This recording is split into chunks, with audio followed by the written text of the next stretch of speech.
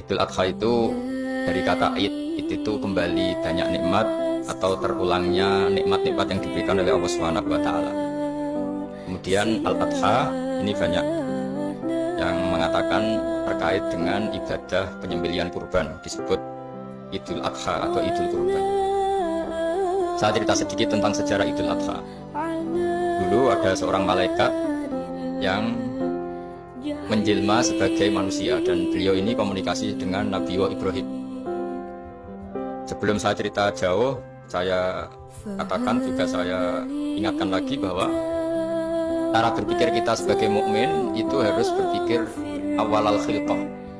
Awal kita dijadikan oleh Allah Ta'ala, yaitu Nabi Adam materinya dari tanah, nyatanya bisa jadi Nabi Adam.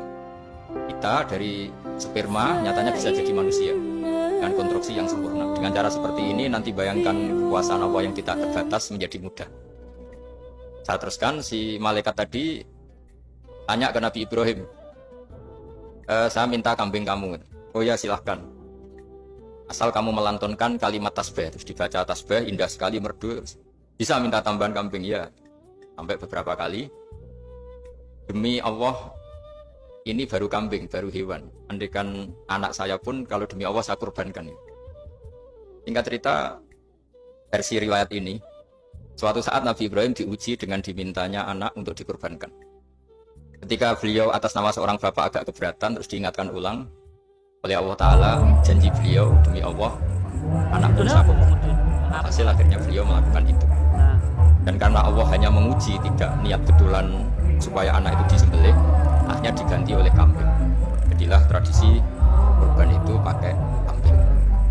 Kemudian secara fikih ada padanan-padanan yang cukup menggantikan kambing, yaitu ada sapi, ada unta, dan seterusnya dan seterusnya. Yang menarik dari sekian referensi yang saya baca, dan ini harus disosialisasikan tadi. Sebagian versi itu adalah bahwa Nabi Ibrahim ketika diangkat di alam malakut, di alam langit sana, itu ketemu Allah, kemudian Allah tanya, Ibrahim, banyak hamba-hambaku yang durhaka, tidak tahu saya sebagai Tuhannya. Terus kata Ibrahim, betul ya, pamit bunuh saja ya Allah. Setelah itu tanya lagi, ada yang zina, ada yang koruptor, ada yang pokoknya dosa-dosa yang buruk sekali.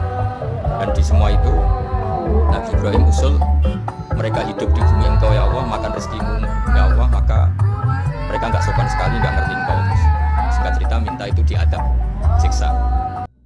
Suatu saat versi referensi ini di kitab Hikam, kalau di kitab saya halaman 15 juz 2, suatu saat Nabi Ibrahim itu diminta sama Allah menyembelih Ismail. Kita ini penting sekali. Setelah disuruh menyembelih Ismail, Nabi Ibrahim komplain, ya Allah, ini anak saya, samratu fuadi, buah hati saya, kenapa engkau seenaknya minta saya sembelih?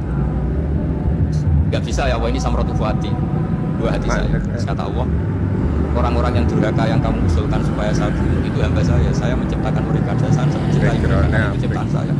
Anda enak saja usul saya matikan, saya bunuh. Sekarang ketika Anda usul, saya tidak mikir, kenapa ketika saya usul kamu mikir? Terus akhirnya Nabi Ibrahim mau, oke ya Allah. Terus setelah itu, terus semenjak itu Nabi Ibrahim itu begitu sayang sama hamba-hambanya Allah.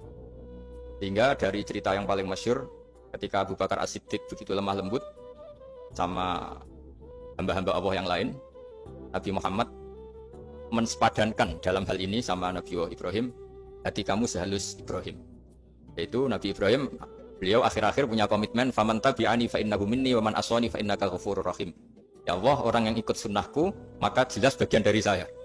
Dan yang sedang durhaka, wa man aswani, saya harapkan fa innaka ghafurur rahim. Engkau Maha Pengampun, Maha Penyayang. Semenjak itu menjadi sunnatan mutaba'ah bahwa agama ini agama rahmatan lil alamin, bahwa melihat kemungkaran, melihat kebodohan, ketimpangan, itu komitmen kita ini membenahin, bukan menghabisin. Melihat kesalahan, komitmen kita ini in uridu ilal islaha mastata'tu. Komitmen kita ini ingin lebih baik, bukan mengacaukan dunia ini. Semenjak itu terus syariat-syariat Islam disebut anit tabi millata Ibrahim Hanifah, bahwa kita mengikuti millahnya Ibrahim.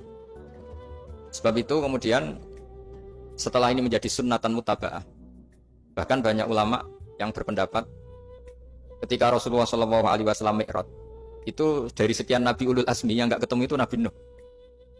Nabi Nuh alaihissalam, padahal termasuk Nabi Ulul Azmi. Itu banyak yang menganalisis karena Nabi Nuh itu pernah berdoa, Rabbi la tadhar alal ardi minal kafirina dayyara. Nabi Nuh adalah Nabi yang pernah Cara Jawa maksudno kaumnya, mendoakan buruk sama kaumnya, dan itu tidak manhaj, tidak metode yang Nabi Muhammad disuruh ikut metode itu, tapi Nabi disuruh ikut manhaj atau pola sosiologi, pola dakwah atau pola sosial yang harus mengikuti Nabi Ibrahim, anittabi millata Ibrahim hanifah. Nabi Ibrahim itu orang yang sangat lemah lembut, yang ngendikan faman tabi'ani fa innahu minni wa man asani fa innaka ghafurur rahim.